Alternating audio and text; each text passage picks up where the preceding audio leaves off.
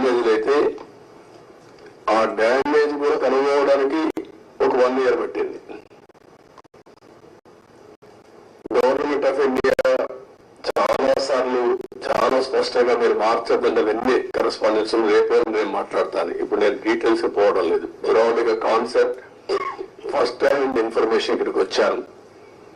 I have seen the project. మామూలు వాళ్ళైతే అర్థం కాదు. నేను ఒక 100 సార్లు ఈ ప్రాజెక్ట్ గురించి రివ్యూ చేసుంటాను.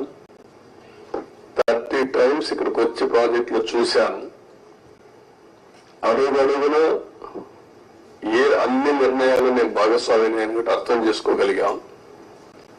ఈరోజు ఒక పక్కన డయాఫామ్ వాల్ 3 bits లో పోతే ఇప్పుడు ఆల్టర్నేటివ్స్ ఏంటంటే మీనవేషాలు లెక్కేసే పరిస్థితికి వచ్చారు. ఇందులో ఆ 2 బిట్లు కానీ ఎక్కడికక్కడ ఒక parallel D wall diaphragm wall హైట్కి ఎక్కడ డ్యామేజ్ అయిందో దానికంటే ముందు ఒక ప్యారలల్ గా పెట్టి దాన్ని కవర్ చేస్తే 447 కోట్లు అవుతుంది. మామూలుగా మనం ఖర్చు పెట్టింది 446 కోట్లు. ఇప్పుడు రిపేర్ చేయడానికి 447 కోట్లు. ఓకే, మొత్తం కానీ అప్పటికి కూడా గ్యారంటీ లేదు.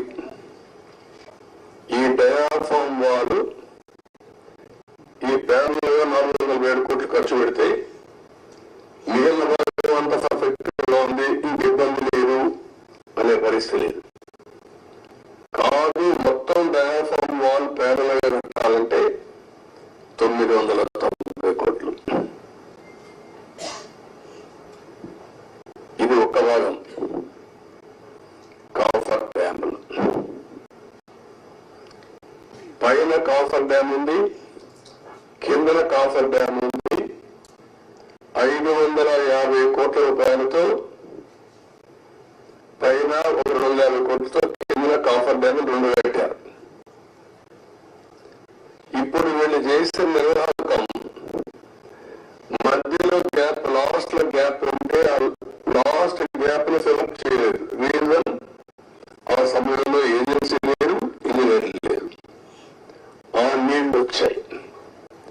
ఆ నీళ్లు వచ్చి మొత్తం ఆ ఉధృతంతో కింద నుండి ఇసుకుని ఎక్కడికక్కడ పైకి వేసింది. ఎక్కడికక్కడ మనం ఏమంటాము, ఇవన్నీ అగాధం, ఆ గొయ్యి కాదు, వాటర్ వచ్చినప్పుడు సుడిగుండాలు అలాంటి క్రియేట్ చేసి ఎంత లోతులు పోవాలంత లోతుకి వెళ్ళిపోయి 20 మీటర్లు 30 మీటర్లకి వెళ్ళిపోయి ఆ మట్టి అంతా తీసేసింది.